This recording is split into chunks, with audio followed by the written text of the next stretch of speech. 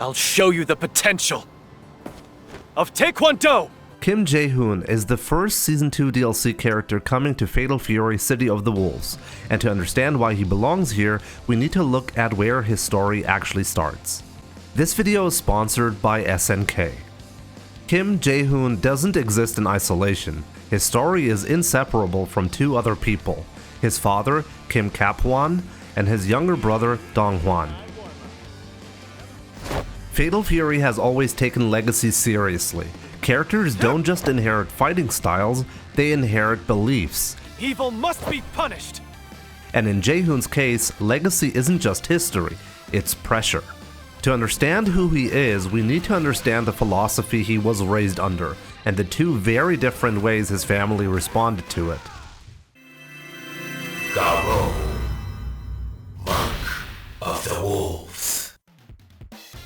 That story begins in Garou, Mark of the Wolves. Mark of the Wolves wasn't just a sequel to the original Fatal Fury era, it was Fatal Fury growing up.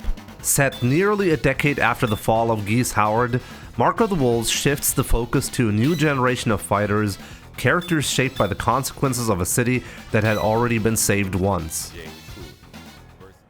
After Geese Howard's death, Southtown became quieter than before. There was no single crime lord openly ruling the city anymore. But quieter didn't mean healthier. The violence didn't disappear, it changed shape. Power became fragmented, corruption became subtle, and justice became much harder to define. What makes this version of Southtown so important is that it isn't defined by a single villain anymore. Geese's death didn't fix the city, it removed its center of gravity. Without one figure openly controlling everything, power becomes fragmented. Influence moves behind closed doors. Violence becomes less visible but more ingrained.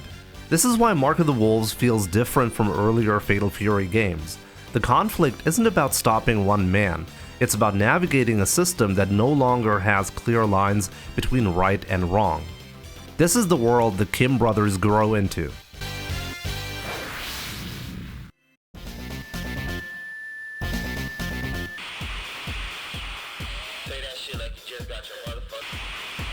The Kim family aren't just fighters, they're generational masters of Taekwondo, and for Kim Kaphwan, that martial art was never just about combat, it was a way of teaching justice. For decades, the Kim name meant one thing: absolute justice.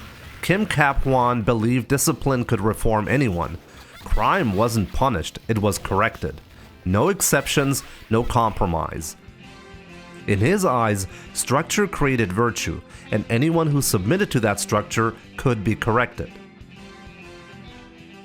That belief shaped how he trained his sons, and it also explains why they would eventually respond to his teachings so differently.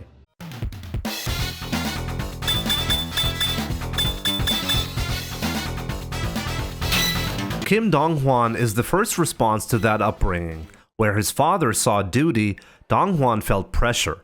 Where his father demanded discipline, Dong-hwan chose freedom. In Mark of the Wolves, Dong-hwan rejects responsibility entirely. He fights for enjoyment, not justice. His carefree attitude isn't peace, it's an escape.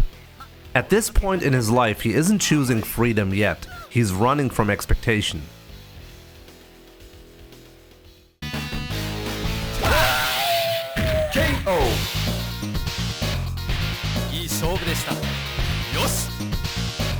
Kim Jae Hoon takes a different path.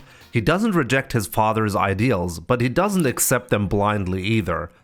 Jae Hoon believes discipline still matters, responsibility still matters, but forcing redemption on people who don't want it only creates more harm.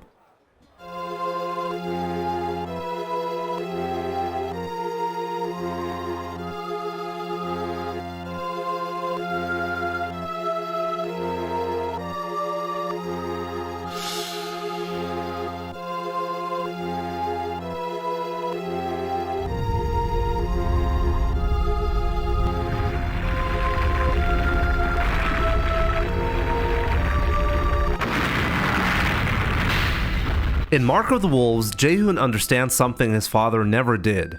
Justice has limits, and in a city like Southtown, limits matter. That's what makes the Kim brothers so important to Fatal Fury. What's important is that neither brother is simply right or wrong. Hwan reacts emotionally. He pushes back against pressure by rejecting it completely. Jae Hoon reacts analytically. He accepts responsibility but questions the rules attached to it. Same father, same training, two completely different answers.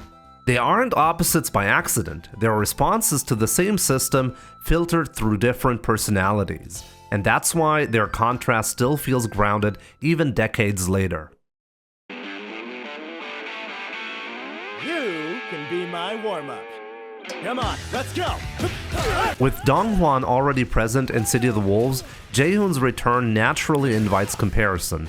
Not because he needs to follow his brother, and not because he needs to stand in his father's place, but because his story has always explored a different way of thinking about justice. Across City of the Wolves and Mark of the Wolves, Kim Jae Hoon has consistently represented discipline paired with restraint, justice that adapts to the world it operates in.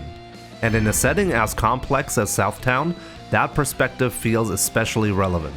With a spirit as strong as yours, I don't see you giving in to the darkness anytime soon. We'll follow the path of the righteous together! Jae Hoon isn't the loudest fighter in Southtown, he isn't the flashiest, but in a city shaped by consequences, he may be the one who understands justice best.